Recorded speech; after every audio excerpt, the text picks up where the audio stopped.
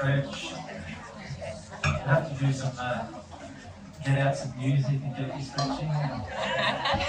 Wake you up for the next discussion. You're like, oh no, not the dreaded sexual discussion.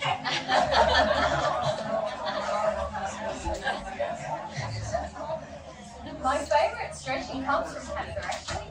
Eccentrics, do you guys? Oh yeah, eccentrics. I love them. Eccentrics. Yes. Yeah, eccentrics. It's a Canadian mum and daughter who do these stretching routines. I love them. Yeah. She's seen me do them many times. It's sort of Tai Chi-esque, yeah. Without the spiritual. Without the spiritual ones, yeah.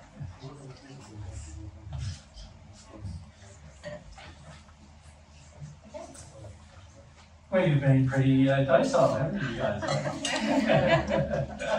In the sense of, after a discussion on pets, most audiences leave. Well, now we're getting on to sex. Once we had the talk, it's probably about 12 years ago. Do you remember that talk where A third of the audience left. yeah, Jesus talked about how Tantra was very simple. Yes. And It was in Australia, it was actually. in Australia, it was in Australia. And after the break, half the audience was gone. Sorry, you're stuck with us. I don't want you to Yeah, it's interesting what triggers people is that. Just whatever they're emotionally connected to. Yeah, it's interesting how people respond generally. Yeah. How are we going on the toilet? So all done? done? I think so. Everyone's okay. Let's start on the next one.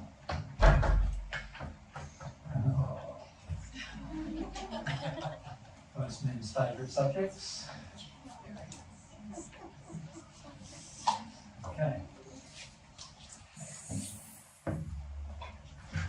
All right.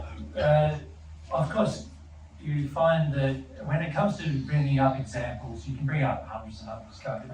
And if we brought up one example after the other example after the other example, obviously, the main, it's going to be difficult if we did that. So what we want to do basically is just focus on one example for the next discussion. Remember the pet one took us an hour and a half. So what's this one going to take us? And as the hierarchy, remember the law-based hierarchy increases, generally there's more penalty for a sin.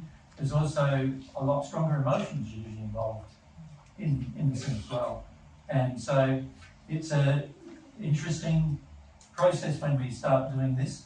Now remember, the point of this discussion is not to discuss these examples. It's to use the examples to illustrate the point, which is that sin is going to stop you with your relationship with God in some way or another. And the reason why it does is it creates insincerity to know and insincerity about love. And these insincere feelings then taint the longing you have for God's love. And this is why becoming aware of the sin, and by the way, aware is only the first thing we need to do, because we need to take awareness. And one of the things we hope to do maybe tomorrow afternoon, if we get to that point, is to say what's beyond awareness, because you obviously need to go through a process to become fully awake to a sin. But at this stage, the reason why we raise this with you is because with most audiences we've travelled to around the world, just even the awareness of sin doesn't exist. The awareness of the problem. And so the problem with that is, if I'm not aware, how can I ever get awake about it? That's the issue. So the phone you're hearing is actually the fire line. We can't take it off the hook. We just have to put up that. All right. So, what issue are we going to raise with sex? Well, we're just going to raise a very simple one that's quite sort of easy to grasp and understand. Nothing too confronting. Sex. How do you spell waning? W-A-N. Is it?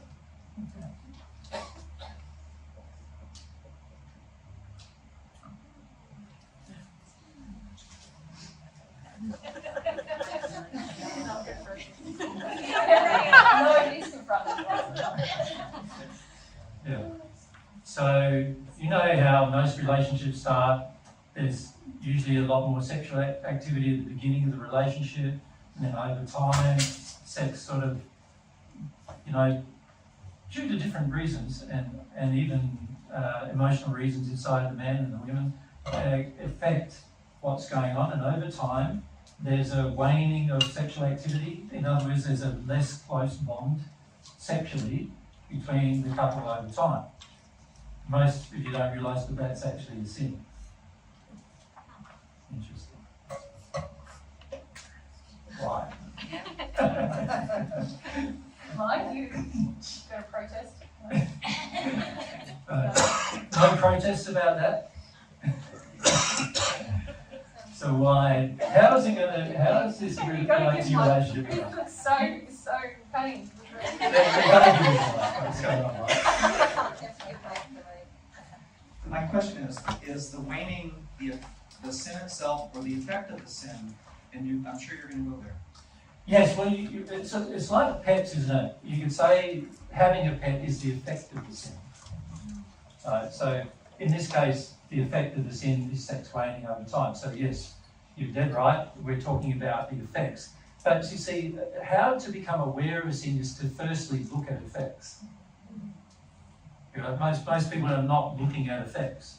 They're not seeing how a particular situation develops over time. Right? And so it's important to look at the effects so that you can start identifying the cause. And as we saw with pets, a lot of the causes have nothing to do with the physical. They're a lot more to do with the emotional and spiritual beliefs a person holds than what's really going on with them physically.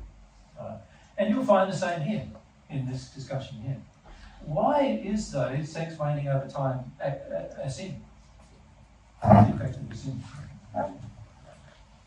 Anna, you want to? Because God wants us to have a pleasurable life, and sex is such a large part of that. Yeah, like he created sexual organs for you, didn't he? And part of that creation was that you enjoy them. Yeah. And that makes sense, doesn't it? Like, naturally, he wouldn't create them. So the whole idea of celibacy being spiritual, you can see if we raise that as an issue, you can see celibacy is not spiritual, by the way. Right? It's sometimes good to be celibate under certain circumstances. To work through spiritual and emotional issues. Yep. I think to work through spiritual and emotional issues, but at the end of the day, that's not God's design for you. Right? And there are times where you may turn out to be celibate in your life for lots of different reasons, like your soulmate may pass, and then you don't want to have sex with anyone else. And so there is a celibacy that's sort of forced upon you, but you can still have sexual activity with yourself, can't you? Right? So there's no reason why that should wane over time. So let's get started. Who's brave enough? Yeah. Is it a sin that you are not dealing with the emotional issues that cause the waning? Well, obviously that's going to be the truth, isn't it? You would think. But let's first discover why that waning over time. Let's look at it from a love perspective, shall we? Why would sex wane over time? What would be happening from a love perspective for that to occur? Can we look at that? So if we go back there, and then no one else spoke about it. So why? Yeah. We wouldn't be sharing our love with our... What does love do? Like if it's in my power to bring Mary pleasure, would I not want to do that? Can you see that I would, if I loved her, I would want to bring her pleasure, wouldn't I? So the beautiful thing about love is it's about giving gifts. So sex is not about what I get, it's about what I can give. You follow? So if I am able to bring my partner pleasure, why would I not choose to do it? Can you see there must be reasons, spiritual, emotional reasons why I would not choose to do that? Right? So what we need to do is go, right, what would love do? Would love want to give the gift of pleasure? Wouldn't it? Love does that. That's what God wants to do with you too. Not sexual pleasure so much, but He gave you the organs, of course, to allow sexual pleasure. But He wants to give you gifts. He wants to give you things. And as long as the desire for that thing is loving and you're going to use it in a loving manner, God is going to want to give you the gift. Right? So He wants to give you gifts. And with the partnership, why wouldn't you want to give gift to your partner? If you don't want to, surely there must be an issue of love there, isn't it? Again, can you see we're using logic rather than the conscience. Remember, we could be using conscience, couldn't we? So if I was using my conscience, sex was waning over time in the relationship, and I was using the conscience, and God's going, this is not good, right? Because you'll find that that's how God feels about it. It's not good. If it's not good, and God's feeling it's not good, you need to resolve this. Now, there's two ways to resolve it. One is to stop the relationship, isn't it? If sex is waning over time and one or both parties feels I don't have a desire for the other one anymore, then why are you in the relationship? You now have a friendship. So just have a friendship rather than a relationship, right? So we're not in a sexual or romantic relationship anymore. So you should, if you're not in a sexual or romantic relationship with a person, then have a friendship instead, rather than that kind of relationship, right? So, and that then allows the other person to have a romantic relationship somewhere else, doesn't it? Right?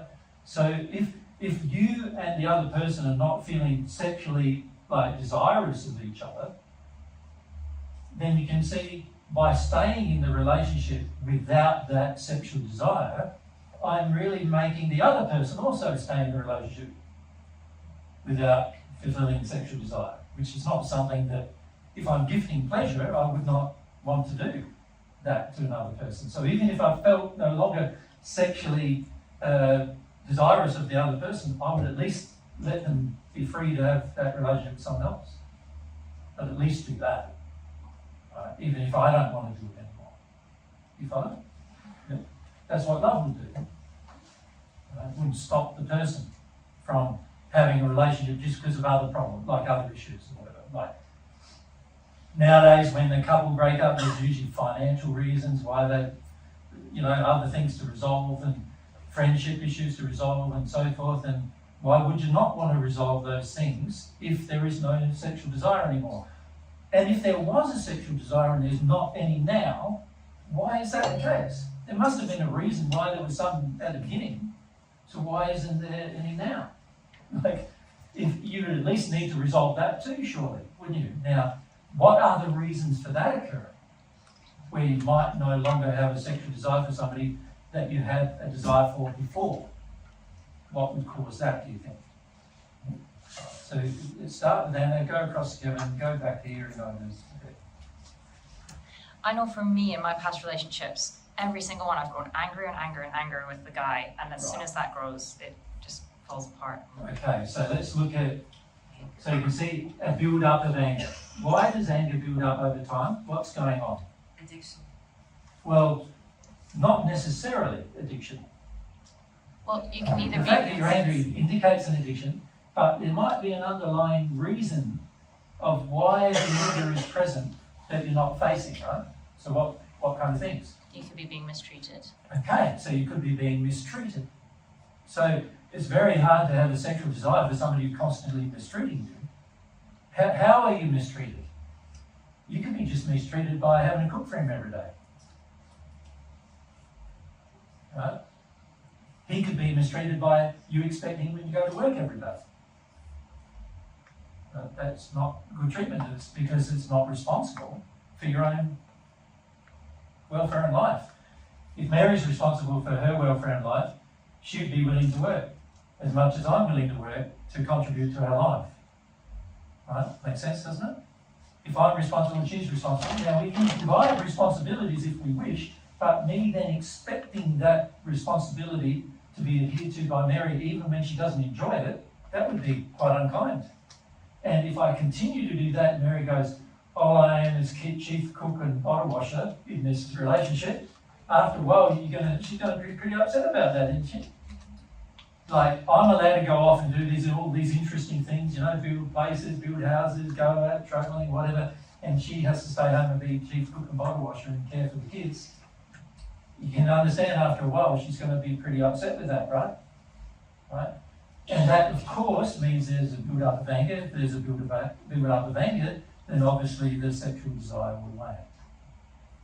And also, I think in the past I've withheld out punishment because of the anger. Correct. You get so angry that you go, I don't want to do it now. Yeah. There's only, for many women, there's only one way they can punish the man, and that is to withdraw sex.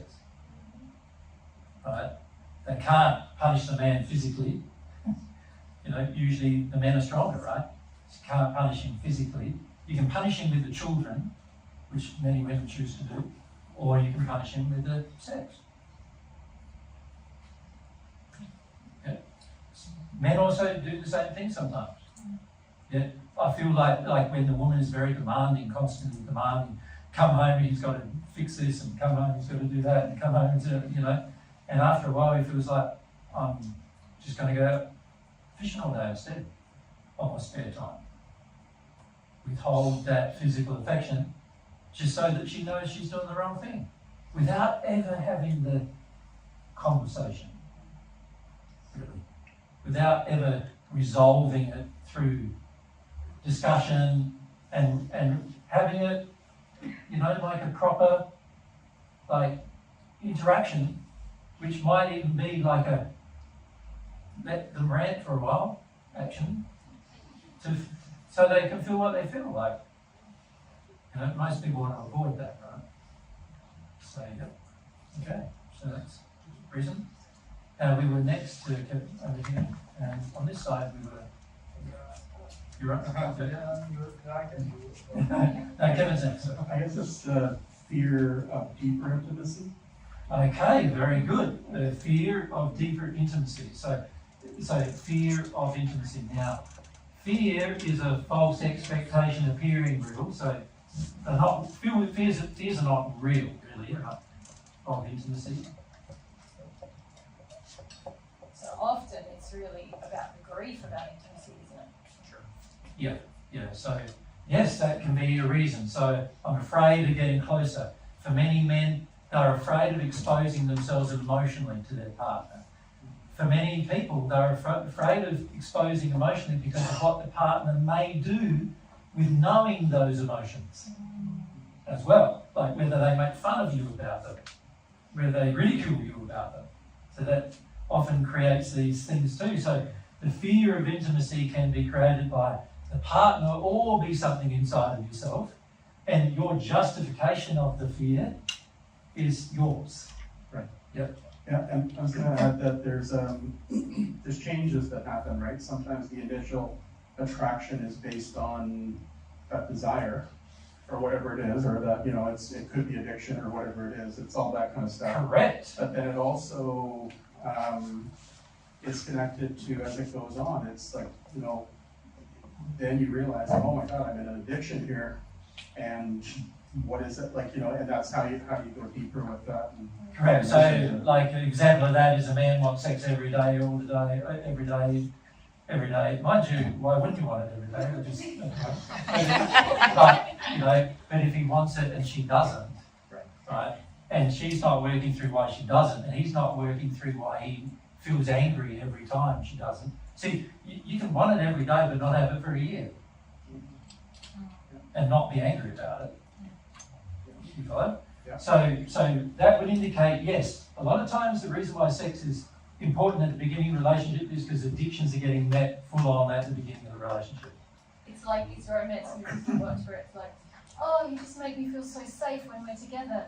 and the man gets I love you so much because of what you're doing for me. You make me feel good about myself. I'm so bothered, and then that's all intense sexually because there's all these addictions, and then over time it's like, you don't really make me feel that safe anymore. And Or the person who's making you feel safe, or the person who's making you feel like nurtured, doesn't like doing it anymore. it ggets tiring. It's tiring. Familiarity, right? So it's like that. Well, I wouldn't call it familiarity because myself and Mary are pretty familiar with it. But I think it's more that over time, you get exhausted with addiction. Tiring. It's tiring to meet another person's addiction constantly. Yeah. So if a man, for example, has an addiction to be propped up constantly, eventually the wife's going to be pretty angry about that. If the wife has the addiction to be safe and secure, and addiction to avoid her fears, and the man's doing that constantly, he's going to get pretty tired of that. And so what happens over time is initially you go, I'll do that for you and you do that for me and that'll be great. And then over time the addictions all go, oh, it's not so great. These addictions, you start feeling the pain of them. And then in feeling the pain of them, you're now starting to go, oh, well, I don't know if I really want to engage anymore. And I'm sick of this. I'm sick of having to do this for you. Or and I feel turned off by you. Where once I felt turned on, now I feel turned off because this addiction has not been. And that's about real communication, right? Like is it communicate? It's obviously Not just communication. Humility. Yeah, there's a number of issues with it really if you look at it. Because firstly you've got emotions that need to be addressed that you need to communicate. Yeah. Secondly, you've got spiritual beliefs that drive your unhealed emotion. So all of your addictions are driven by false spiritual beliefs. So an example of that is a false spiritual belief about love is the person who loves me will sacrifice for me. That's a false spiritual belief. So if I expect Mary to sacrifice by staying home, looking after the kids and doing the cooking and the cleaning, and I'm allowed to go off and do whatever, I have a false spiritual belief that's driving my desire for her to do that. And if that false spiritual belief is strong, and I'm very addicted to that belief, and I don't want to confront it, then I'll argue for her continuing this, what's unloving to herself. Yeah. So false spiritual beliefs drive the emotion I feel. The emotion I feel is angry because she wants to go out to work. So that's the emotion. Yeah. She wants to go out to work and I'm angry about it. That's driven by some false spiritual beliefs about her, what she needs to do with her life, and myself, and what I expect from a woman. These things are spiritual beliefs where I'm out of harmony with love that drive my emotion of rage, saying, you need to stay that way. You need to keep doing what you do for me. And you can talk about it. You can even become aware, if you like, that this is what's driving the problem. But unless one or both of you awakens to the sin and deals with it, it's not actually going to change the sexual content of the relationship. right. What happens if one person awakens and the other doesn't? Oh, going to be a problem, isn't it? Yeah. Yeah, as most of you would know, right? Yeah. So it's really good. It's better than none of you awakening. Sure. See, most people think, oh, it's better that both of us don't awaken, or we both do it together. But that's not true either. How is the person who's resisting? Let's say it's me. Let's say I have this strong belief as a male that Mary should be doing what my mother did, which is clean, cook, be a home wife, and basically think that I'm fun. Fantastic. That's hard. I can do no wrong, right? That's what my mother treated me like. That's what my lovely wife is going to do for me. My mother too. So, yeah. It's pretty common. My mother, by the way, did not treat me like that. This is what I'm believing, right? But so I believe all of this, and so now I've got some very strongly held spiritual beliefs which are very focused emotionally for me as well into my worth and all sorts of issues. And while I retain them, I'm going to believe Mary should do this. Now, when Mary decides to grow, she'll be going, I am not loving my partner by doing what he thinks is right here. Mhm. Right? He's in a bad state thinking this is right. Right? So Mary would have to then go, I need to make some changes. Right? I'm going to stop doing this thing that he wants me to do. Now I'm going to go probably through the roof, right? Given my addictions, I'll probably go through the roof. And that demonstrates my own spiritual problems, doesn't it? Yeah. So why now I have a little bit of awareness potentially, because Mary who has had the full awareness that it was wrong at this stage, and she's going through the process to become awake, she will start taking actions through that process that cause her to no longer do what I'm demanding of her to do. In the process of doing that, I will be confronted. That helps me be aware that I'm doing something spiritually and emotionally wrong to her. That's unloving to her. It helps me become aware. Now, if I don't care that it's spiritually and emotionally wrong, can you see now we're going to have conflict? Sure. And it's unavoidable, isn't it now? Because I'm unwilling. Yeah. I'm wondering if we can take that phone off the hook.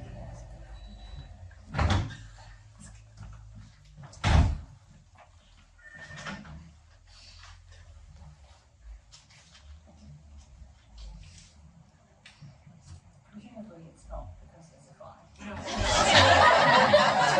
I think if there was a fire, there'd be lots more happening around the firehouse. Yeah. So you see what I'm saying, Kevin, that if both of us have a desire to love, and we're both sincere about that desire, can you see we're probably going to work through the issue. But if one of us is insincere or don't have at all a desire to love, then probably we're going to break up. But is that worse than staying together? No, it's not good for either soul, right? That's right. If we stay together in denial, it's actually worse for us. Yeah. Now the tricky thing is, and we meet a lot of couples, a lot of them have this tendency to go, I'm aware that he's sinning. I I'm quite aware of all of his issues, and I don't have a problem at all. Yes. He's the one. Yeah. Now, with all codependent addictions, where it involves two people, both of you have got problems. And if you've come together and sustained a relationship, and especially if there was more sex in the beginning than there is now, you both have Problems. Yeah. Yeah, and if the sexual desire is waning, it means both of you have problems that now you're angry about. All right. Thank you. So you can see with regard to the sexual feelings, again, a lot of them are going to be based on spiritual principles. Can you see? So if I love somebody, I would want to bring them pleasure, but also if I love somebody, I'm not going to let them get away with sin. I'm not going to accept that their sin is that I have to do something about their sin. In fact, if anything, what I'm going to do about their sin is say, I don't agree with your sin. Does that make sense? And I'm going to say, I don't agree with it enough that if you want to continue sinning, I am not going to stay in the relationship. That's how much I don't agree with your sin. Right? Now, very few people have that level of commitment to the principle. Yeah. Because there's a whole heap of emotions that won't get fed if the relationship breaks up. And God's truth is to have a good sexual relationship, you must be in harmony with spiritual and emotional law, really. That's the only way it's going to be good. Some people engage sexually without having any sensitivity emotionally, and spiritually it never ends well, it never will, and it's never just about sex. So most things with sex are to do with most emotional and spiritual issues. Remember, the laws that govern sexual activity are actually soul-based laws. So every time there's a soul-based problem in the human, the effect of the soul-based problem is going to be stronger than if there was a physical problem. So, when we talk about pets, I know some of you felt a bit emotional about it, but at the end of the day, it's not a major thing impacting your day-to-day life if you don't have one, right? When it comes to sexual issues in a relationship, it is a major thing in your day-to-day life if you're not having it. And it does become a major issue because there's happiness involved in it, like deep levels of happiness generally. So this is why a lot of the times, you know, the physical issue, easier to talk about, sexual issues, harder to talk about. And this is the trouble, is in a relationship, they need to be resolved for the sake of both parties actually, not just for the sake of one. They need to be resolved. Now, a lot of counsellors will tell you, you've got to get to a stage where you negotiate. So let's go back to this problem here. We say, you know, sex is waning over time, let's negotiate. Does that sound good for you already? That you need to negotiate? We're going to schedule it. No, What's a common, how can we agree on how many times per week? Okay, 3 times a week, right, that's Monday, Wednesday, Friday. Right, here we go. It's Wednesday. And like, what type of sex as well? It's like, well, I like this kind of sex and you don't like it, but I need it once a day, once a week. So we negotiate. Right? What does negotiate mean? It means make a barter. Means to Reach an agreement. reach an agreement. But we have to, Each compromise. sometimes it means I have to give in to something that he wants and he has to give in to something that I want, and then eventually we go, okay, well that's fair. So, like, we could go pretty raw here if you want. Yeah. We've gone toilet paper, I don't pets. think, I don't think you're ready for this raw that I'm thinking. But anyway, so I'll just try to do it in a... I want the raw. And it's sort of like, if you care about the other person, you will love their body as well as their feelings and their emotions and their spiritual direction and their life. You will love everything about them, and you will want to know more about them. Right? That's how you will feel. Isn't that how you feel at the beginning of the relationship? You sort of feel like, I want to know more. I want to know more. I want to understand more. I want to understand how your body works. I want to understand how your mind works. I want to understand how your feelings work. I want to understand what you believe, what is important to you in your life, right? And you want to understand these things. Now, if I want that for my partner and she wants that for me, the relationship is going to remain quite strong, isn't it? Because we both want that for each other. But as the anger builds, because of different things we're having to do, compromising, as the anger builds, my desire to know what's going on in my partner is going to wane as well, isn't it? It's going to drop, it's going to go down, we're going to start going, I don't know if I want to know. You know, what if Mary feels that I'm not very good in bed? What if she feels that? Most people would feel like, I don't know if I want to know that. Right? Some will go, I want to know that so that I can prove. But isn't that now sort of like learning how to be more like I'm just trying to find the right word. Learning how to be more satisfying in bed. Isn't it a bit weird in a way that you have to learn? It is a bit weird, isn't it, that the other person has to be told and then has to learn. Why aren't you sensitive enough to know already that your partner's not being satisfied? So can you see how, let's say in a relationship after the years go on, the partner's not satisfied. If you were connected emotionally to yourself and to God's truth, you would know she's not satisfied. And you would already be looking at why. Why is that not the case? You would feel it inside of you that something is wrong here. Right? And so you wouldn't have to wait for your partner to tell you something's wrong. You would know that something's wrong. Right? And you'd feel it, and then you would have to look at, is it because of things you're doing outside of the sexual relationship? Or is there things you're doing inside the sexual relationship? So an example of that is outside the sexual relationship. Am I treating her like she's my slave? Am I treating her like she's my chief cook and bottle washer, as we say in Australia? You know, am I treating her like she's got to be the person who looks after the kids all the time and I don't take any responsibility for that? Am I treating her like her interests and her desires and her passions are not very important to me? So if I'm treating her like that, then obviously if she has to tell me, there's already a problem, isn't there? This is why many people don't discuss these matters, because when you've got to tell your partner there's a problem, you're already feeling that you're not loved, even having to tell them. You follow?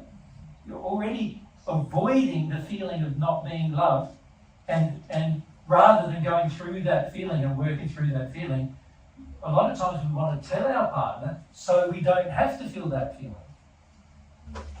Right? Rather than feel the feeling that we're not being loved, we'd rather get our partner to change, rather than just feel the feeling that we're not being loved. Now, the feeling that I'm not being loved may be true, or it may be false, depending on my addiction. If it's true that I'm not loved, then I'll have to come to, eventually I'll come to recognize, wow, she doesn't care for me here, and she doesn't care for me there, she, doesn't like me really very much, and I have to feel all of that, right? If it's false, I'd come to the conclusion, I've got pretty high demands that I'm dumping on my partner, and I can sort of understand why she's backing off. Because of all my high demands, my feeling of ownership over her or her life, I would feel that as well if I was sensitive enough. So can you see again the spiritual problem and the emotional issues I face are affecting the sexual relationship, right?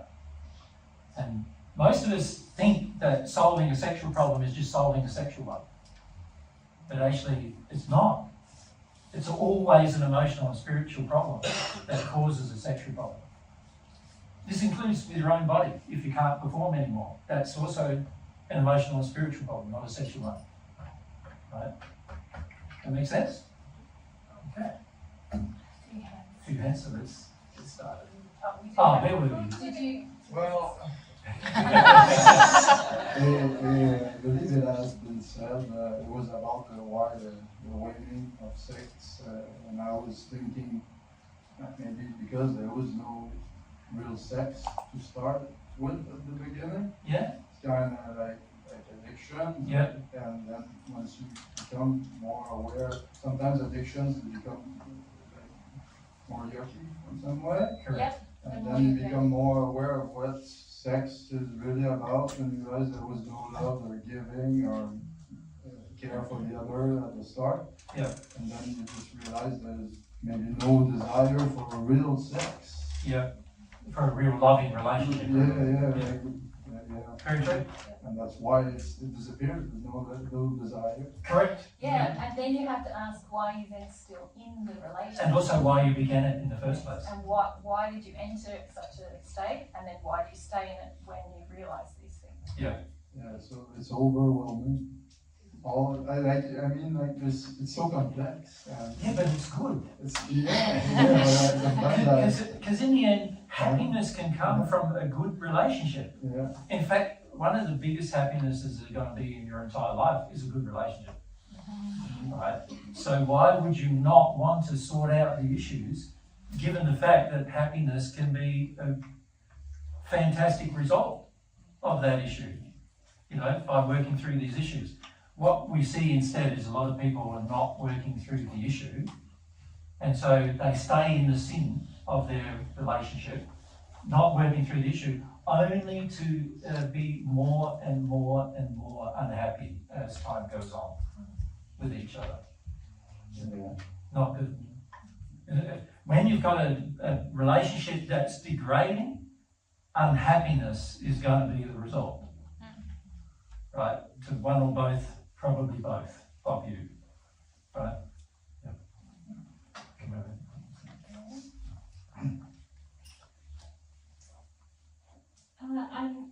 curious about libido waning. I'll just talk about myself. Same thing. Same thing. Yeah, same thing. And I'm wondering, in this situation, if it's because we had lots of sex in the beginning. Yeah. Possibly more to do with addictions. I'm Yeah. not totally sure. Yeah. And then is the waning to do with my own sexual shame, unhealed sexual shame, due to how I was raised and society perhaps, and some sexual trauma that has yet to be fully healed? I think so in my case, but I'm... Yeah, many women have experienced sexual trauma in this world. And we're not talking about sexual trauma. A lot of people think, oh, we're talking about child abuse or a rape. No, many women have experienced sexual trauma from their own fathers. In the sense that their fathers have projected sexually at their daughters when the daughters were young, for example. Their father might not have acted upon it, but it's still sexual trauma. Many also experience sexual trauma from spirits who are involved in wanting to get involved with the person sexually, and they experience trauma in that regard as well. So for many people, yes, there are sexual traumas that many people have experienced. And certainly, once you get over the addictions of a relationship, then the sexual trauma for a lot of relationships will define the sexual desire or what happens sexually between the partner. However, that all being said, still needs to be addressed, doesn't it? So if we're not careful with sexual trauma or with any type of trauma, we can use it as an excuse to continue unloving behaviour. The unloving behaviour is, if I love Mary, I love my partner, I will want to bring her pleasure, and she would want to receive it. And if she loves me, she would want to receive it. I'm saying if she doesn't love me, romantically, then she won't want to receive it. And if I want to give it and she does not love me romantically, I am abusing her, actually. Right? For it to work, there would need to be a desire on her part to receive it and a desire for me to give it, and vice versa, for it to work, right? Now, if that isn't happening, there could be many reasons why it's not happening, but whatever the reason is, it is sinful not to address them. It's actually a sin to not address them. God created you to have a happy life, which also involved so we're talking about happy. He wants you to be happy spiritually. He wants you to be happy emotionally. He wants you to be happy sexually. And he wants you to be happy physically. He wants your happiness in every aspect of your life, not just in one. Not just physically where you're comfortable, right? Where people develop comfort in their relationships, but they don't deal with spiritual conflict in their relationship, and they don't deal with emotional conflict in their relationship, and they don't deal with sexual conflict in their relationship. So you end up with just physical thing, being comfortable, but nothing else being great, is what you end up with there. A lot of unhappiness comes from that. You can waste a lot of life doing that. A lot of life on earth wasted just to be comfortable in a physical area, but not addressing the other areas. That's a waste of life. Right? So we need to address these issues proactively, not by trying to avoid them. Now, when you have sexual trauma, that's harder to do. And you might need some help to do that as well. And you're going to be very tempted when you have sexual trauma to compromise. You follow? But if you love and you hold on to the principles, you won't want to compromise. You want to work your way through it. There's a lot of joy that can come from it, so it's worth working your way through.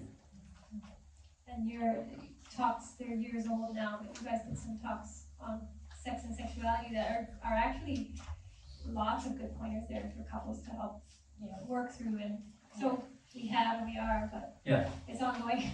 Well, it requires dedication on the part of both.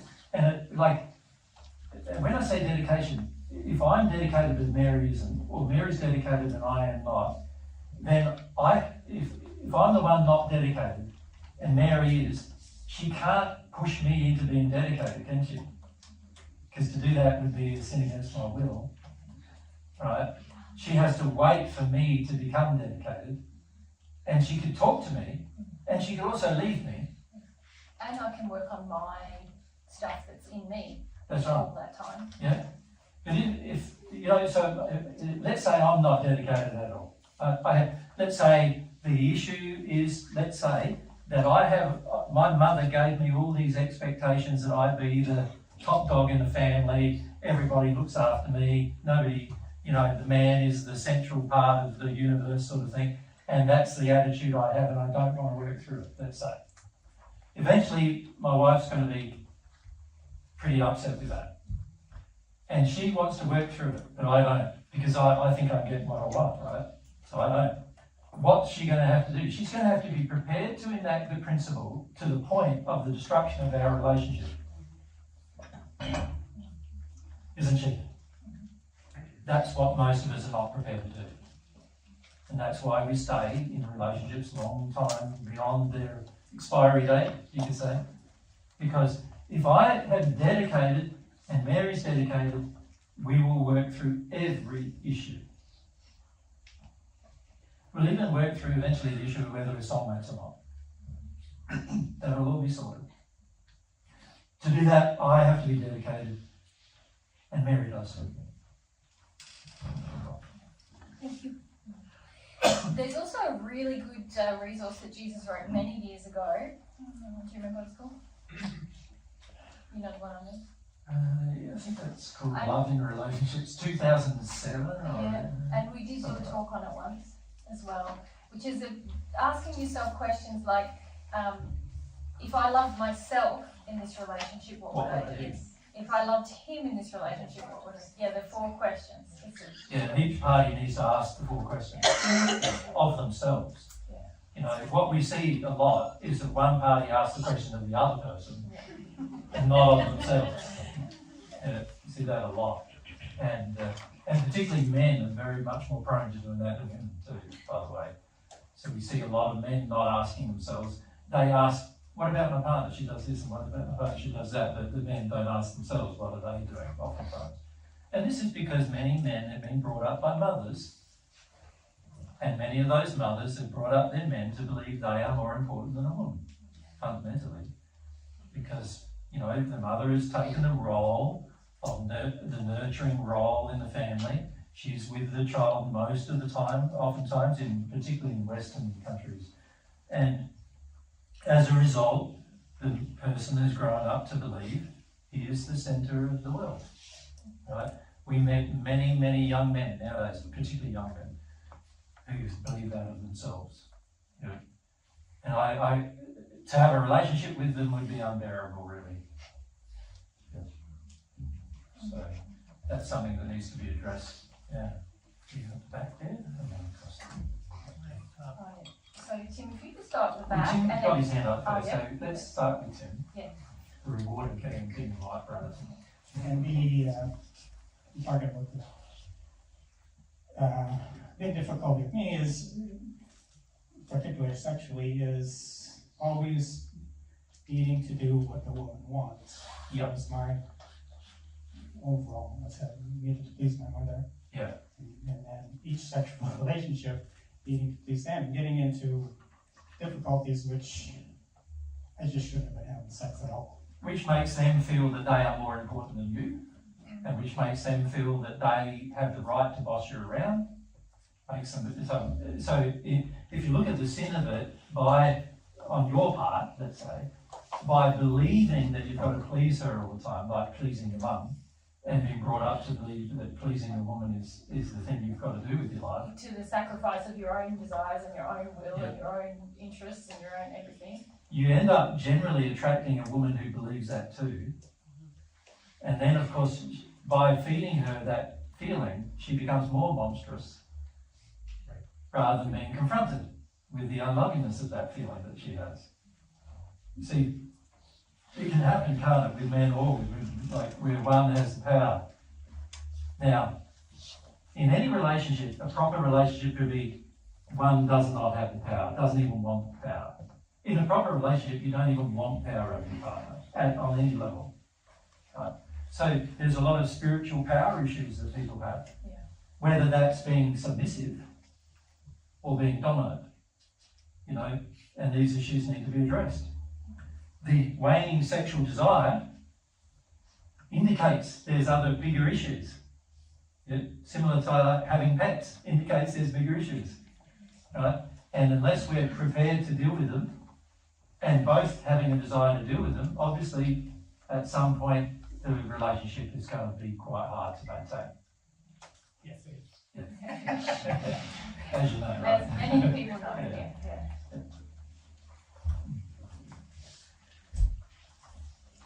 So I was gonna say you guys hadn't mentioned it yet, but you just actually did. And I wondered, how do soulmates factor into this? Because what if you have a very healthy sexual relationship with somebody who's not your soulmate? Yep. Would you leave that in search of your soulmate? Or what if you're already with your soulmate, but you don't have a healthy sexual relationship? Would you leave that in search of a healthy sexual relationship? We have had many discussions with people about how to identify your soulmate. But the problem is, for most of you, you will not know who that is until you're at what is equivalent of about the 5th sphere of the spirit world in terms of your development in love. And the reason why that is the case is that you're going to have to understand yourself first. And for most people, they have a relationship not to understand themselves, but to get their addictions met. And until you work through your own issues with understanding yourself, you are not going to know who your soulmate actually is. You follow? Now, how does that relate to your question? Stopping a relationship thinking that you know that that's not your soulmate is like, how do you know?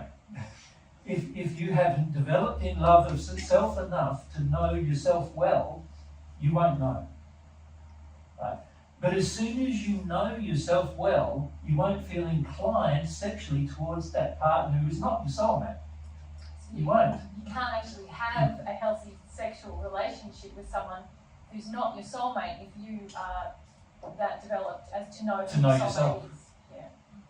But I guess my question is, can you have a not healthy sexual relationship with your soulmate? Of course you could. But again, the same thing I just said applies. Right? Why would you engage a sexual relationship with your soulmate when either you don't understand yourself or they don't understand themselves? Why would you even do it? See, there's a moral principle there of why do I engage something with somebody when I believe they are my soulmate, but I don't know myself and I don't know them very well, and they don't know themselves very well. I can't force myself, when I know myself well, I'm not going to force myself on there until she knows herself well, and even then I'm not going to force myself on her, right? I'll wait for her to feel her desires. You follow? So either way, the same principle applies. Understand yourself first. Now, for most people, that is a process that takes many years to understand themselves. But of course, if you're dedicated to the process, it can be a lot shorter than if you're not. Right? If you're not dedicated to the process, it's going to take all your life on earth and probably a couple of hundred in the spirit world. And then you'll get to the 5th sphere of the spirit world where you start to understand yourself pretty well. Right? That's what happens with the average person. The average person who lives a life on earth, this is what happens to them. They pass, not understanding themselves, living in mostly their addictions, and then they iron out their addictions as they progress in love to the point where they reach the 5th sphere, and in the 5th sphere they start to understand who they are, and also they've healed many of their emotional injuries with the opposite gender, or in the case of a homosexual couple with the same gender, you know, they've basically healed their intergender emotional issues. They're thinking about what men should do, their feelings about what women should do. They heal that, and in the 5th sphere, most people heal that. And then during that process, most people, not all, most will find out, I feel very attracted to this one person. However, that being said, we've met many people in the 6th sphere of the spirit world who haven't met the other half yet. Right? And the reason why they haven't is because they've worked through the intergender emotional issues, but they haven't had a longing to solve the issue of why they've been created with genital parts even. And so they've sort of come to believe that they're just going to be friends with everyone. You follow? Just through a spiritual belief. They've come to believe that, not understanding that that's not God's intention. Right? So just because you heal everything, it also doesn't mean you have a desire to meet the other half. Right? So you have to do both. You have to heal as much as you possibly can heal in yourself. You have to work through the intergender emotional issues that you have. What I believe a man should do, what I believe a man should get, what I believe a woman should do, what I believe a woman should get for me, because I'm a heterosexual man. I need to work through all those issues.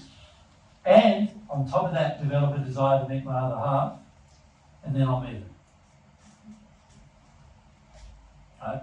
Now on earth there's an additional problem. And that is there's a lot of miscarriages and abortions that occur on earth. The problem with that is that that means that many people's soulmates have already passed. Can you see? That then means that, unfortunately, there's many people, the equal amount of people as there is abortions and miscarriages, is going to be the equal amount of people who never meet their soulmate on earth. They'll meet them in the spirit world, but not on earth. So then the question becomes, what kind of a relationship do I engage on earth? Now, in my first century life, I decided because of the chance Mary had died, I decided I'm not going to have a relationship with anyone until I meet Mary. And if that's the spirit world, well, that's the spirit world. I'm okay with that. I'm happy anyway. Right? So that's what I decided. You don't have to decide that, but in the end, any other relationship is going to end. So it would be wise to decide that, but you don't have to because you have free will. So two people, both who have had their partners pass, might decide, let's live together and enjoy a relationship on earth. And even though both of their soulmates have passed, they might decide that for whatever reason. I personally couldn't do that, but others can, for whatever reasons.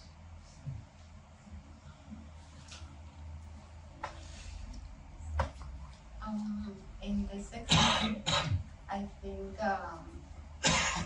the lack of forgiveness and the lack of repentance when error happens, because we're still imperfect, and that piles up. People get resentful, and that leads to sexual desire goes down. True, but I would also have to consider in a relationship, why do I have to keep forgiving my partner? Like, so, if, let's say today my partner does something. Like, let's say I do something to Mary today. Like, today Mary is cooking dinner, and I let her cook dinner for me. And tomorrow she's cooking dinner again. And then the next day she's cooking dinner again. And the next day she's cooking dinner again. And she might even say she wants to do that. And I let her cook dinner, and then a week later or 2 weeks later, she's still cooking dinner every night. I haven't done anything. I haven't cooked any dinner. Now, I'm not being self-responsible, right? But I keep letting her do that. Now, why would I if I loved her, would I let her do that? No, I wouldn't, right? I wouldn't let her do that if I loved her. I would say, there's a problem here. If you think cooking dinner every day of your life for all of us is good, you got a problem, right? And if I think that's good, I've got a problem, right? And I'll work through that. Now, once I'm at this stage where I see maybe Mary, in the case of I'm saying, no, I want to cook dinner, and Mary now gets upset with me. She might be going, her role is to cook dinner. And when I cook dinner, it makes her feel like she has no role anymore. And I'm going, but this is the right thing to do. And she's going, no, it's not.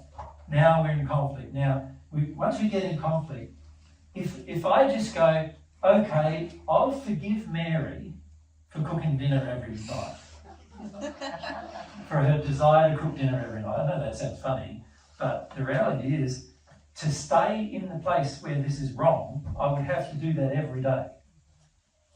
if I've got to forgive Mary every day for something she's doing out of harmony with love, and she's got to forgive me every day for something I'm doing out of harmony with love, can you see?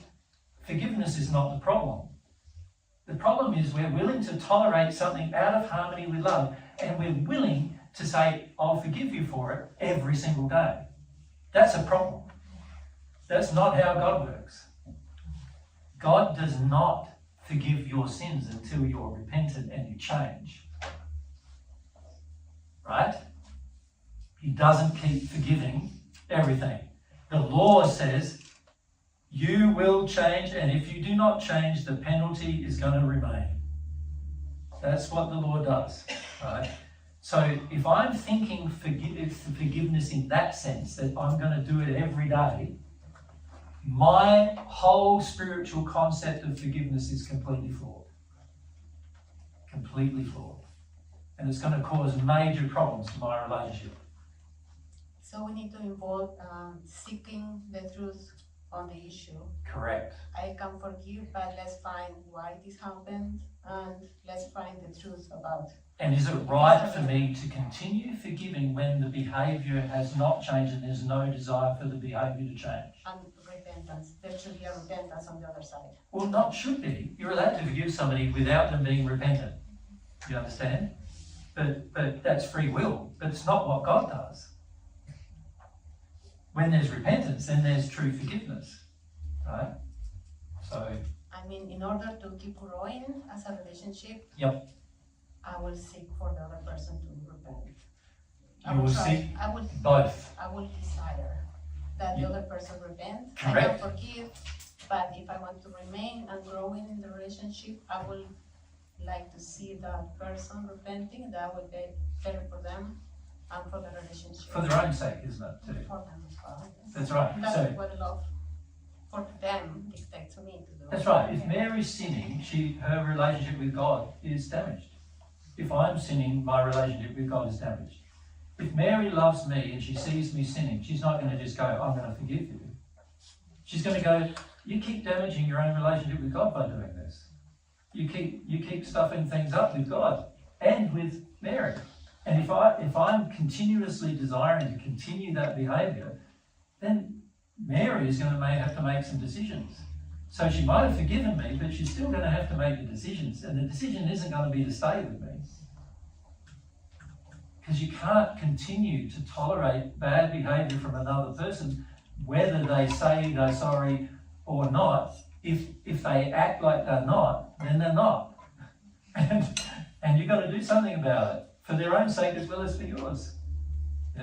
This is something most of us don't want to do. Right? So if Mary says she's sorry, I go, oh yeah, no worries, I forgive you. But then the next day she does the same thing. If I say I'm sorry, but the next day I'm doing the same thing, am I sorry? I haven't. And also, saying you're sorry is a lot different than being sorry, isn't it? Yeah. It's a bit like the difference between being aware and awake. That's right. That's right. So oftentimes in relationships, what we see is that each party is often sort of aware of the other person's problems, but they don't. Both parties don't go anywhere towards awakening to those problems and seeing and fixing them and actually repairing them. They just tolerate the problems, you know, and of course that's going to be bad for the relationship. Again, belief systems encouraged, but you know, like the whole concept of we see this a lot in psychological circles where it's negotiation is encouraged in a relationship, and forgiveness is encouraged in a relationship without there being any repentance. Now, those relationships will eventually fail. The relationship isn't a negotiation. It's two people coming to understand themselves and understand each other and desiring to be with each other without compromise. Without compromise of self and without compromise of the other. That's what it is. That's a relationship, and a good one. Yeah. If you've got to forgive a person every single day for the same behaviour, then that's not a good relationship.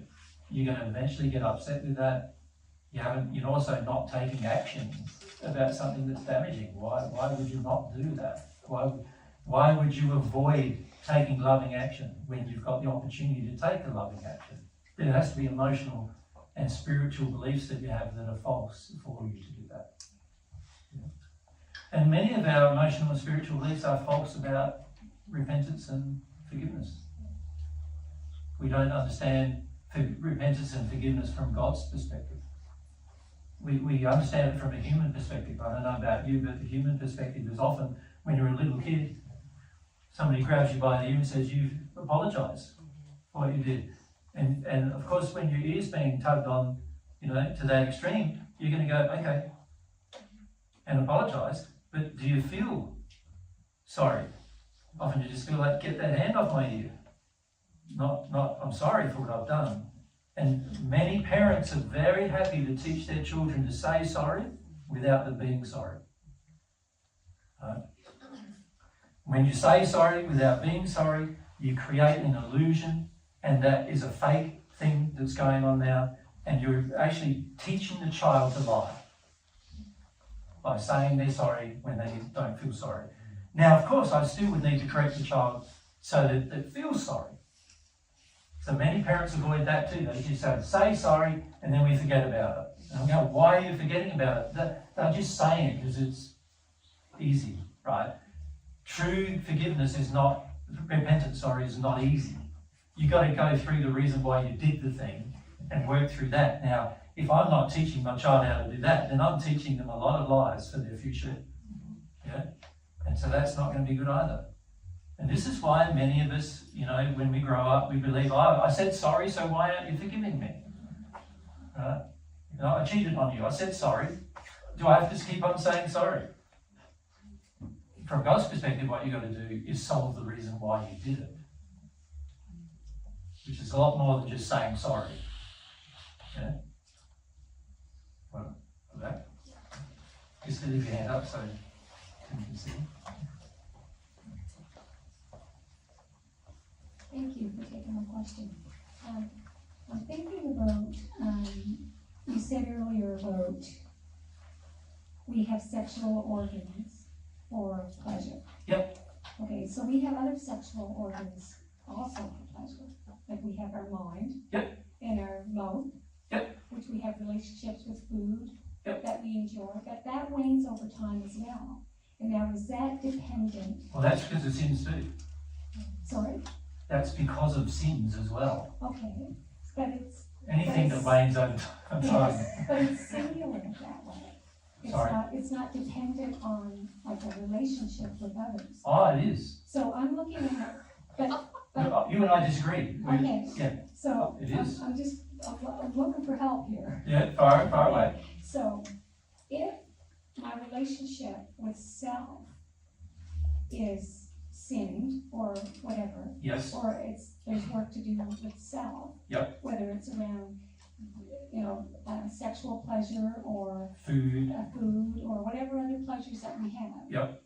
Isn't it my responsibility to work on self? Of course. Yes. So how would it be dependent on another? Why would there be negotiation involved? Like, wouldn't it just be a natural response to do the work on self, and then everything would fall into place? Why would it depend on another human being? Well, I said there wasn't negotiation involved. Yeah, no, that's right. So where is the work involved? Like, I hear what you're saying, and I understand what you're saying. Well, I don't know if you do, because it sounds like you're confused. Well, the only work you can do is on yourself. Yes. Ever. Yes. Ever. So when... But, can I point out, that if somebody with you is not doing work, naturally there's going to be problems. Yes. Isn't there? Whether it's a friendship or a love-based relationship. But is that our business? Yes, yeah. if you're married. If I love you, it's my business that you're sinning, yeah. Okay. Is that confronting you? That's the part that I don't get. It is certainly my business. If you're sinning and I love you, then I want to help you not sin, right? But isn't love unconditional? Ah, see, this is a false belief about love, the principle, right? Yeah. Yeah, when you say unconditional, What you mean is accepting of sin. No, I mean love is I am love. So there can never be a condition placed on that if it's pure and true. That's my Then why did God make laws? Well, tell me.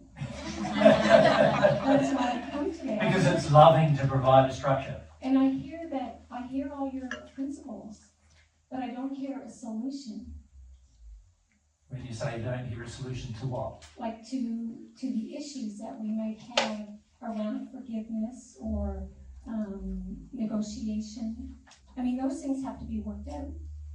I agree. Yeah, so But before they can be worked out, you need to identify them. yes. And what you're saying is love doesn't have any structure, and I'm saying love does. No, love does have structure. It's just pure. It's unconditional. It's not unconditional. The structure means there's conditions. Structure is inherently conditional. Yes. And just because you don't accept a person's sin doesn't mean you don't love them. In fact, it is an expression of your love to not accept their sin. Because if I accept their sin, then I'm supporting their sin, which is going to cause them to sin more. And it's also a loving act on my part to support your sin. So if people in the world are like destroying the environment, and I support them in destroying the environment by saying, oh, love is unconditional, so I need to love them while they do it, your definition of love is false if you believe saying nothing is love. Well, love doesn't accept abuse. It's not like So that. now you're breaking your own law. No. There's love. I think you and I are just going to disagree. Okay. So when then? You're going to find in your future that there is a whole lot of structure involved with the laws surrounding love. And you're going to find in the future, whether it's now or in the spirit world, see, at the moment you have a false spiritual belief about love. That it's unconditional. That it tolerates everything. Oh no, I don't think it tolerates anything at all. I think it is pure in its nature. It's a spiritual thing. That we are love. We're born with love. No, that's not true either. No, that's not true. That's not true either. Oh, then prove it to me. Well, have you noticed what's happening in the world? Yeah. Because that's not a product of love. If we were born with it, there wouldn't be the problems we currently have. We wouldn't have any of those problems. Oh, okay. So I'm indigenous here. Yep. To this Mi'kmaq, to this land. Yep. And back in the 1300s, Europeans started to come. Yep. And us as Mi'kmaq people, we have this thing called Medugaland, which has 7 sacred teachings that come with it. Yep. Now, when the Europeans came and colonized, yep, instead of hating, we loved and welcomed. Yep. Unconditionally. Yep. So that was the teacher of the eagle that taught us the sacredness, the link to our sacredness. Yep. Not the human being, not the physical, but the spiritual, the sacredness. So when this happened, we accepted it. We weren't conquered. We accepted it and we kept our principles of love intact so that we could coexist. But respectfully, I think you were treated very badly, yeah? Yes. I think the native people of this That's a region. belief. That's a belief. Well, no, I think when It's bad a things reality. happen to people, that's a reality. That's true. Yeah, It's that's true. reality, But not it's belief. also a belief system that we can be victimized by that and say. You see, now what you're doing is you're modifying emotion to suit.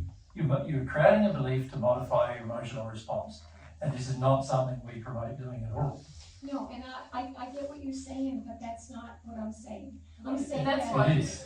we have to coexist in this world. And we have to accept certain things. No, I no. don't believe you have to accept abuse or domination No. of your native people. Tell me more. I'm not saying that you would respond unlovingly to it. I'm saying that you would not accept it. It's sort of like in a relationship. So here I am, I'm treating Mary badly, let's say, in a relationship. If Mary has your attitude, she would keep just saying, okay, it's okay to treat me badly, it's still okay to treat me badly, right? You're shaking your head, No, but, that's not my attitude. My attitude is that we do not accept abuse. but you say, But we do not love. Well, the only way to love, is to take an action that doesn't accept the abuse. yes, and to deal with whatever feelings are in you surrounding abuse.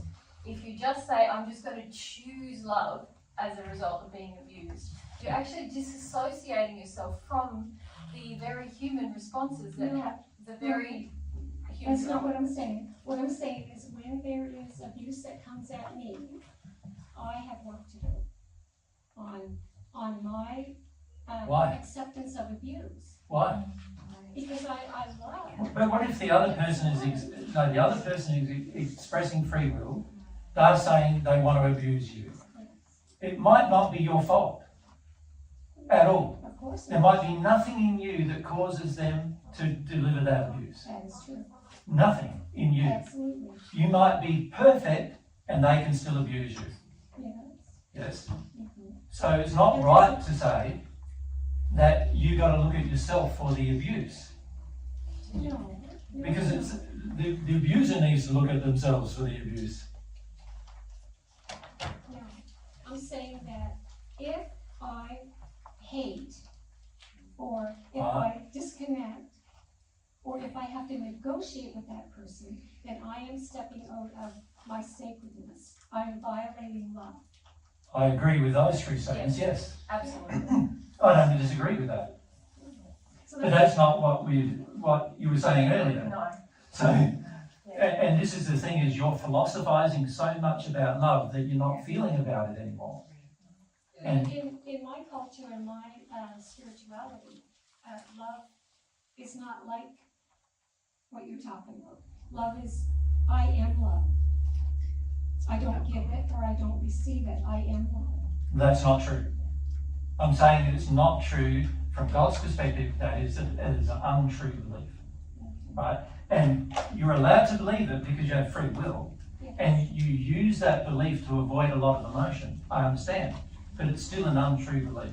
The reality is that God created you with the ability to learn what love is, right? You are not automatically loved. You must learn what it is.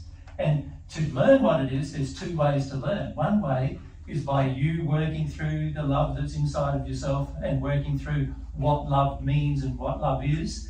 And the other way is to receive some love from God and learn what it is through that experience.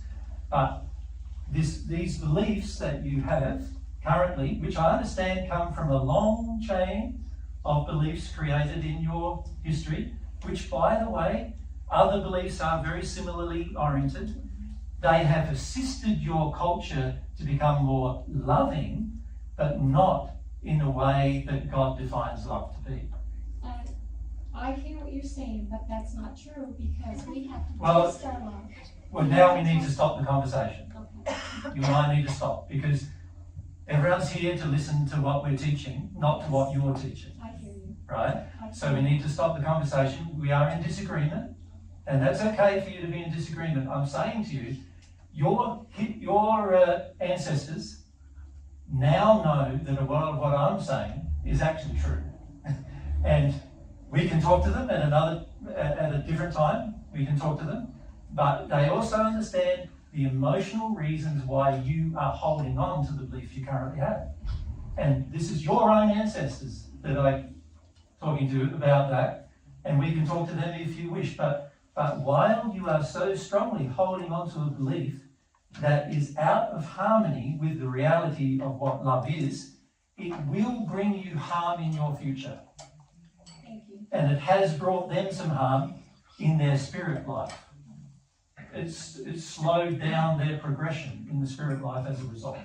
Yes. Right? And when that happened, it was from colonization because we were here, like since time immemorial, living in harmony with the land and with principles of Yadugalim. You weren't living in harmony with God's truth. You were living in harmony with some of God's truth, which is a different thing. And this is what we see in every culture on earth, indigenous or otherwise. there are certain factors, there are certain things that they've lived in harmony with truth, and there are certain things that have lived out of harmony with truth. It's the things out of harmony with truth that are going to cause you your future problems, not the things in harmony. So there's certain areas that I can agree with you that are in harmony with truth, and then there's certain things that are out of harmony with truth that I can't agree with you, and that are also, unfortunately, going to cause you problems in your future. And you don't believe that or accept that at this stage, and I understand that, but you will come to see at some point in the future that what I'm saying to you is correct. I'm also saying that, right? And that's as far as our discussion can probably go. Okay, thank Yeah? you. All right. Mandy. Thanks. Just still on your question that you had for us about the waning desire. Yep. So you start a relationship just purely based on sexual attraction and chemistry, and then of course that's going to go down over time because it's What we call chemistry is often addictions, codependent. That aren't really about the physical form. That's right. They're about emotional exchanges. Exactly. Exactly. So let's define chemistry. It's not a sort of magical thing happening at a chemical level. Well, it does produce, your addictions do produce pheromones under certain circumstances, right? And the other person can be attracted to those under certain circumstances. So that's worth knowing. But it's a physical aspect of your body that produces it based on your emotions and your feelings. So you're starting the relationship not based on wanting to learn about the other person, it's just this feeling that you have. Yeah. Oh, there she is. Like that kind of thing. And a lot of times that happens not because they're soulmates or anything else, but it's because that person in the room meets the addictions, my addictions the most. And so there's a strong level of attraction. Makes sense? Yeah. And while that is the case, we will be sexually attracted to each other, and then as time goes on, the sexual attraction will wane because the addictions get tiring to satisfy. Yeah. Which is by design. God's designed it that way, that your addictions get tiring to satisfy. Yeah. On purpose. Good operation of the law, isn't it? Yeah. It's a part of the penalty of living in the addiction, is that eventually they become tiring to satisfy. Thanks. Yeah. Listen. Microphone, please. And up to your chin. Thank you. Yep. See if I can remember this one now. Is it sort of by definition sinful in God's eyes to have a relationship then if you don't know yet? We're not in the fifth. Very good question. Or is it sinful in God's eyes to have a relationship with someone that's not your mate? Yes, and the other part of that, is we need to sort out our gender bullshit. Yeah. And it's probably easier to do that with the law of attraction in a relationship. So is that? Oh, not always. Yeah, not always. Hey, because if you're in a codependent addiction, it's very hard to work through issues in a codependent addiction. Oftentimes, when a relationship is drawn to us in a codependent addiction, and it's only after time that we realise the addiction was the problem. So sometimes it can help us work through our addictions. Yeah. But sometimes it's more powerful to work through addictions alone than it is with a person. Right? Of course, the best way to work through your addictions is with God, because God can share what all of them are and what the problems are. And also receiving God's love helps erase the causes of many of them as well. So that's the best way to deal with your addictions. But the first part of your question is it a sin to be in a relationship that's not with your soulmate? And the answer to that fundamentally is yes. Because it's not your design. God didn't design you to have lots of sexual relationships with different people. He didn't design you to also have a sexual relationship with someone who's not your soulmate. He designed you to have a sexual relationship with your soulmate. That's the fundamental design. Now, anything that breaks that fundamental design is out of harmony with God's version of what love is, but not out of harmony with human love. Do you understand the difference? with human love, there are many things with human love that are not God's version of love, but are the love of the perfect natural man, right? So God has higher principles that are beyond love of the perfect natural man. And one part of those highest principles are the whole way he designed your soul. So fundamentally, you don't actually have a sexual attraction. You have a soulmate attraction, which is often expressed in an unloving way sexually. Right? But it's actually a soulmate attraction. If you think about the design of the soul,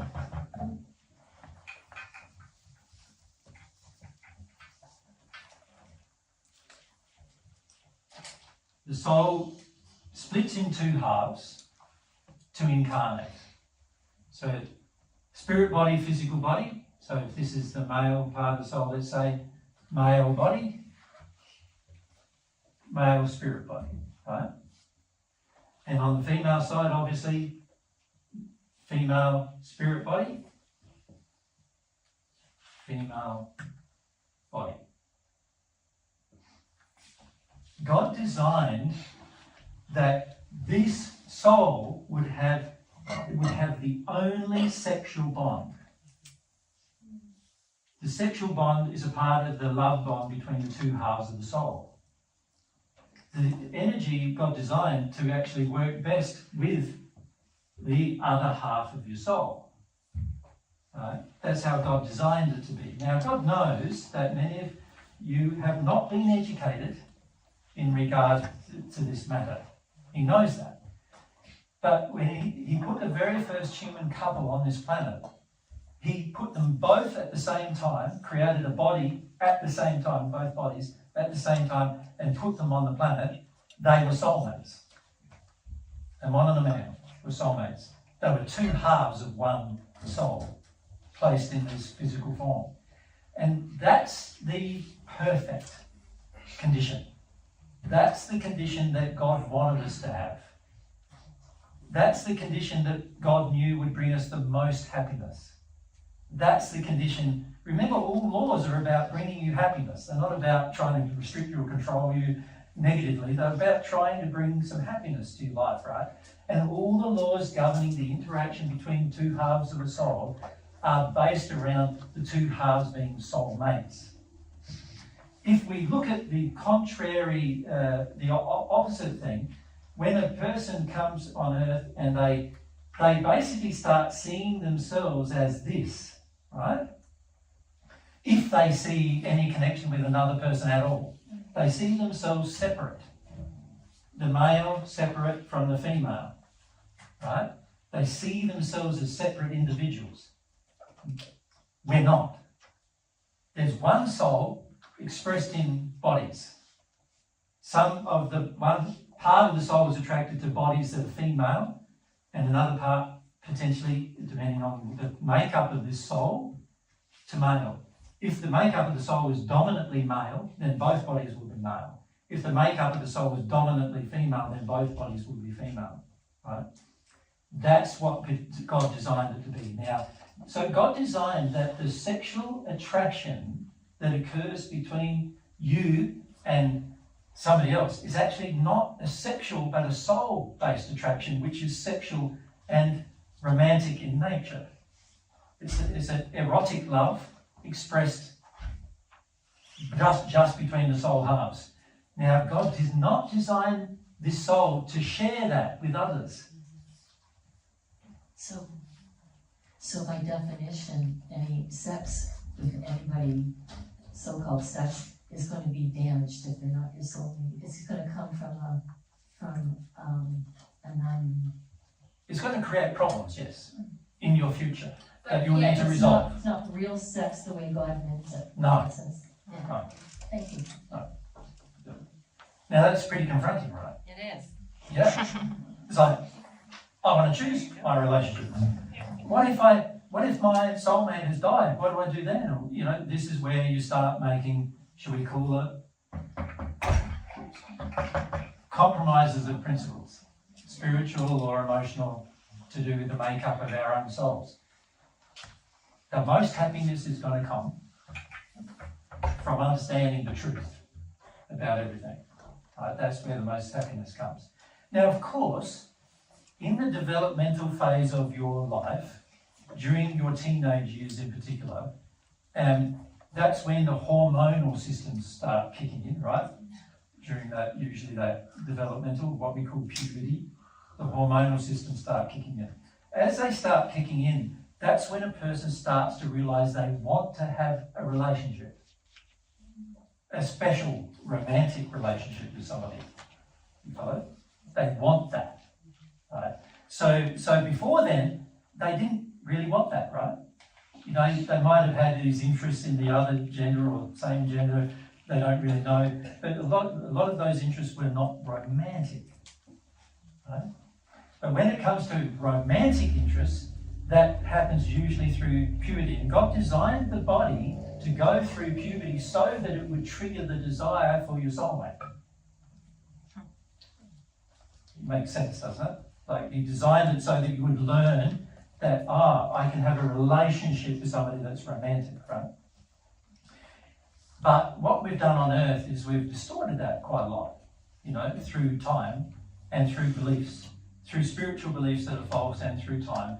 We've distorted the concept of who we have a relationship with. As a result of that, most of us look for somebody who matches our, not so much our personality and nature, but someone who we can live with.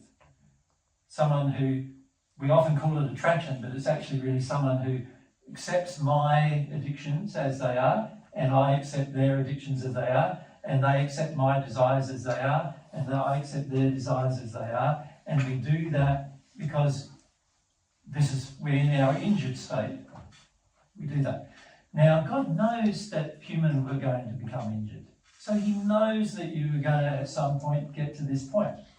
He also knows that the only way you're going to find the other half is by developing yourself to the point where you become more in alignment with God's truth about who you are, right? So He knows that. So He knows it's a growing proposition, a growth proposition, where you're growing.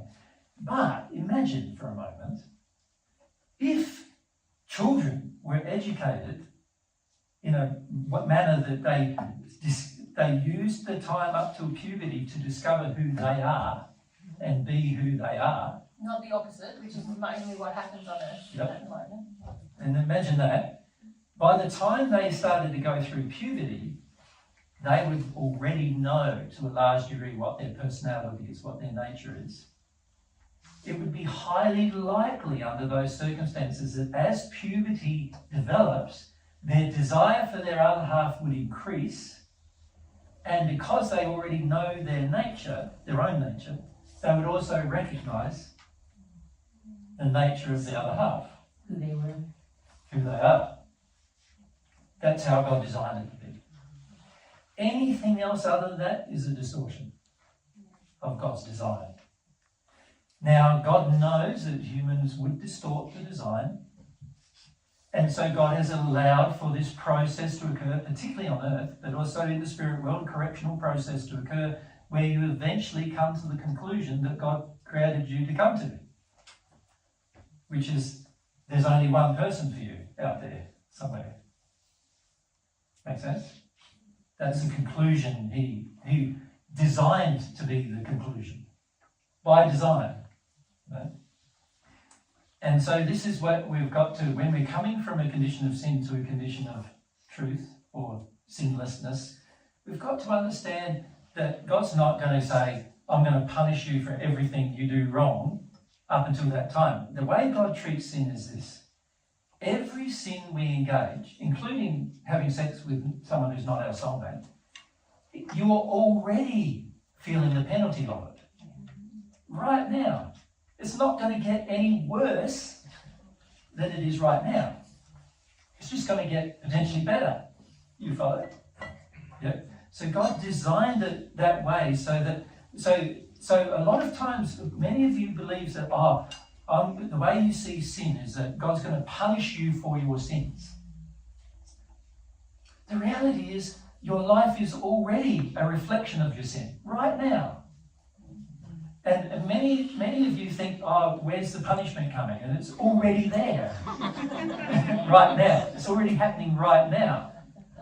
You understand? Yes. So many of us get worried, oh, I'm going to sin by doing this relationship, I'm going to sin by doing that thing, and I get worried and I'll get complicated about all that. But why? Because what's happening right now is already the results of our sin. Anywhere that we're out of harmony with bliss, where we're out of harmony with God's love, we're already receiving the penalty right now. It's already there in our soul right now. It can only improve by becoming aware. Right? And yet most people still don't want to be aware, only not understanding that if you're not aware, it can only degrade. Really. Or you can mistakenly improve, but that's pretty unlikely if you're not aware, right? You're just going to go around being unaware, doing a whole heap of things and hoping that one of them turns out to be the right thing, and this is how many of us live our life, right? We go around doing thing after thing after thing after thing, hoping that the next thing we do will work out better, without any real knowledge of why it might work out better and what governs it working out better. But that law governs it working out better. Living in harmony with the law governs the solution to our problems. Most of us don't see that. Most of us feel, instead of that, I'll just try a new thing and try another new thing, and hopefully something good will come out of it. And then what happens to many, unfortunately, which is even worse, is that after trying many new things that do not work, you get tired and you're exhausted with them not working. And so you decide to not try any new things anymore. Right? And that's even worse place than trying new things. Because now you're never going to work out what was the right thing unless you do some things to change things, right, in your life. So it's very important to understand, yes, God designed a design. It's perfect. Where we are now is imperfect, and the consequences of the imperfection are already being felt by each of us as individuals, are already present right now. It can only get better by becoming aware. Yeah? That's a big relief. Yeah. That's a good reason. Yeah. So when it comes to, should I be with the person I'm with, I don't know whether they're my soulmate or not. You don't know whether you might have attracted your soulmate already. You don't know. So why would you leave them until you know? And then also, why wouldn't you try to know? So a lot of people we talk to about the relationship issue, they go, oh, in the end, I want to be with my soulmate, so I don't really want to have a relationship with anybody until I'm with my soulmate. And it's sort of like, and the person I'm in a relationship with, I want to break up from because they're not my soulmate. And how do you know? Until you know yourself very, very well, you are not going to know. And then on top of that, if you're connected with God and you know yourself well, as soon as you meet the other half, you will know. But then they've got to go through the same process too. So it may be some time after that before you get even together, right? You might take time, and most people do. So up until then, you've got to treat growth as a constant thing, change as a constant thing. The biggest issue we see for most people on earth when it comes to hearing truth is they still don't trust it very much. And therefore they don't engage change. And fundamentally that's because they don't trust God very much. They don't trust God's design very much. And that's something to address. God knows what is best. He's already designed your whole soul, not just your half. He's designed it already. He knows the ideal happiness for you in the future will come from you understanding that yourself. Yeah. Is that so? Yeah. Come on, straight behind. You said earlier, if I understood correctly, that in the spirit world, you would recognize your soul made on the fifth sphere or something like that. Usually.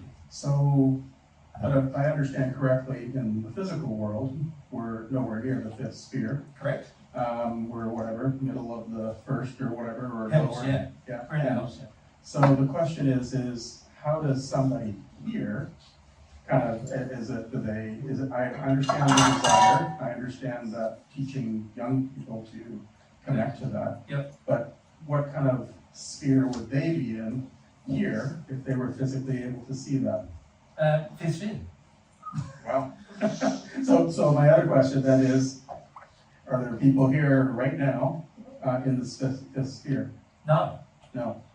So that means a lot of us just have no clue No clue. how to find our snowman. Correct. Got it. So we got some work to do. Yeah. Yeah, most lot of work. people have no clue.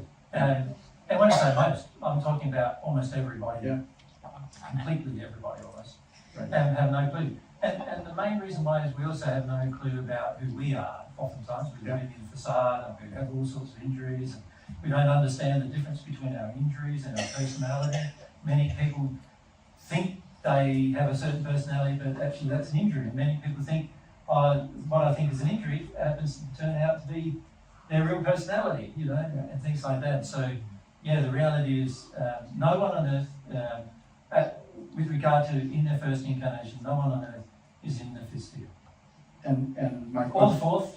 but you said you've been able to identify the two of you. So does that mean that you are in that fifth sphere? I had to reach the seventh before I could identify Mary. Okay. Yeah, I wouldn't say I'm in the fifth sphere yet. Okay. Okay. It only requires one half Okay. to identify the other, doesn't it? Okay. Yeah. Yeah. So, yeah. Thank you. Yep. So, yes, it's confronting, I know, to hear these things, but it's true. And the issue we face is, how do I really understand myself first? So that's the very first thing I need to focus my attention on. How do I understand myself first? How do I work out who I am, you know, as God intended me to find out? In that process, you finish up also understanding when you meet the other half who they are. Now, that all being said, many of you were born within 50 kilometres of your other half. In fact, almost everybody on earth is born within 50 kilometres of their other half. Almost. Right, what's that? You have kilometres here, don't you? Yeah. And certainly within a couple of 100 kilometres, generally, is the other half. The chances of you meeting them is going to be determined by how much you come to understand yourself and how much you exercise a desire to meet them. Now, can you see when you're in a relationship already, you don't have a desire to meet anyone other than the person you're in a relationship with? Yeah. Yep. And that's understandable, and that's why God doesn't share with people who are in relationships who their soulmates are.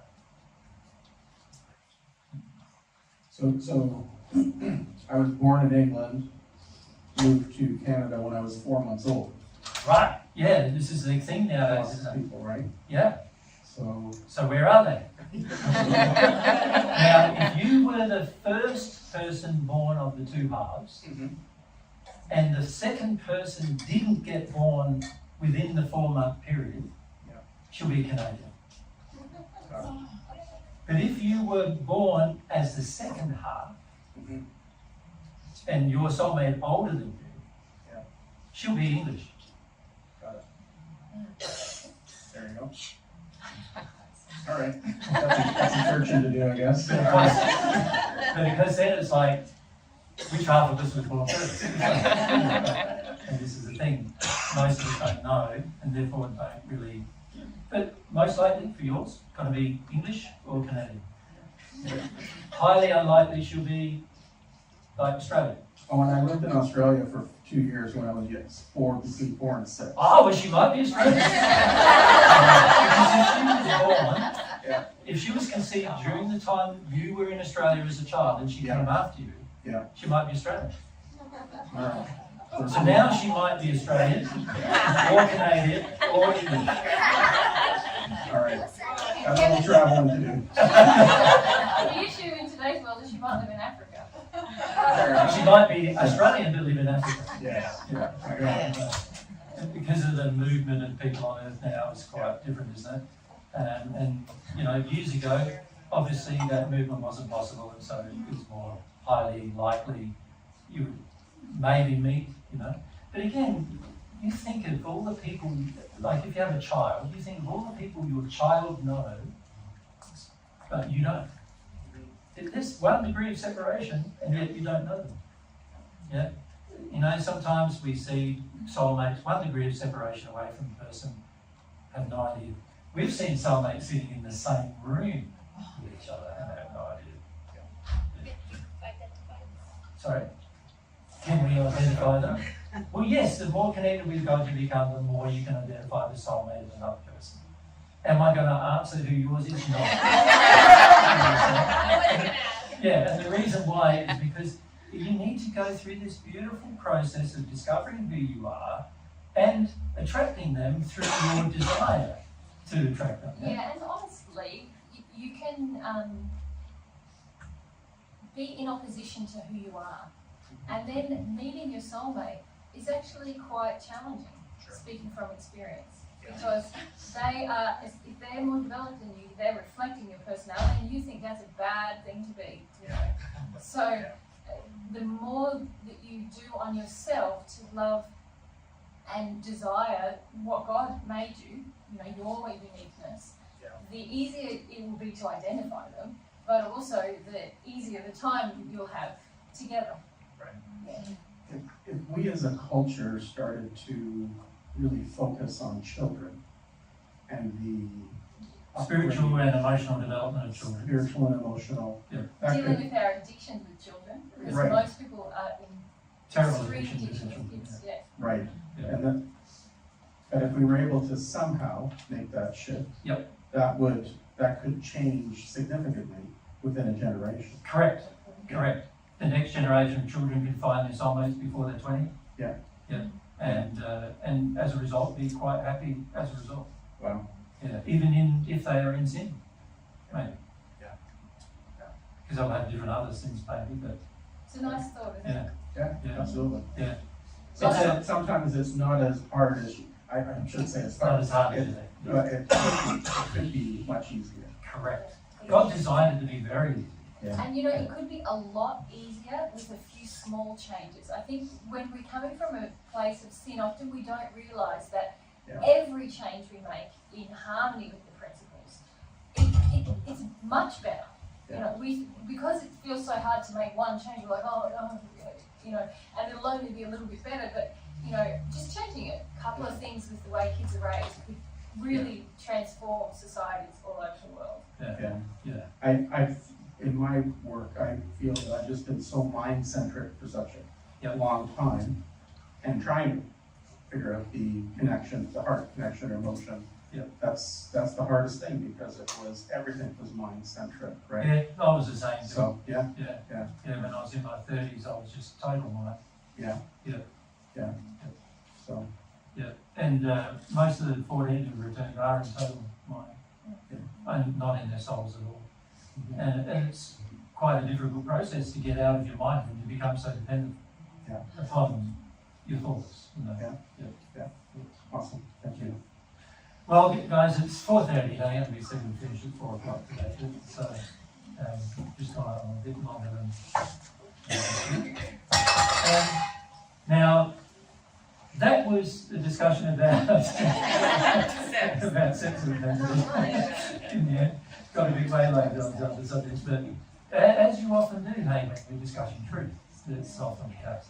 But can you see, I just want to remind you again in the morning, what I'm going to do is remind you of the principles again. The principle is that the sin that we imbibe, remember that the sin has a hierarchy, just like the law has a hierarchy, and the sin that we imbibe is going to greatly affect your ability to engage principles that are going to govern your relationship with God. Right? And if you continue to engage the sin, then naturally what's going to happen is that the desire in your soul is going to be insincere when it comes to receiving love from God or receiving truth from God. And so it's very, very important to come to terms with that inside of yourself. That oftentimes it's the work you do with your sin that is going to help you establish more of a stronger relationship with God than any other thing.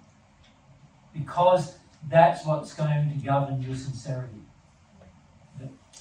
And the more you do it, the more faith you have that it works, which also helps your relationship with God. Yeah. All right, well, let's finish for tomorrow, eh? Those of you who want to come tomorrow.